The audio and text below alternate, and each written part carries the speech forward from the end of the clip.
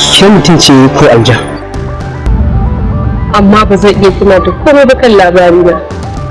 Ni ma na ɗau tsawon lokaci a cikinsa, to amma yau da gobe ta sa na saba da zaman cikin.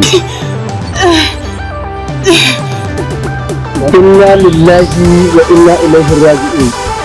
Khadija.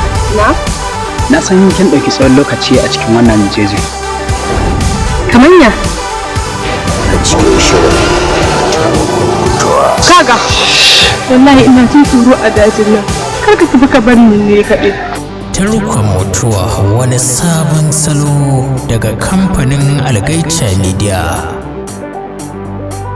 Sunana Marakisiya, ‘yar sarkin aljanu, Mahud. Domin kallon wannan bakin gumurzu sai ku gangara shafinmu na YouTube. na barka lafiya sun tafi sai mun sake haduwa da kai zuwa gani na biyu.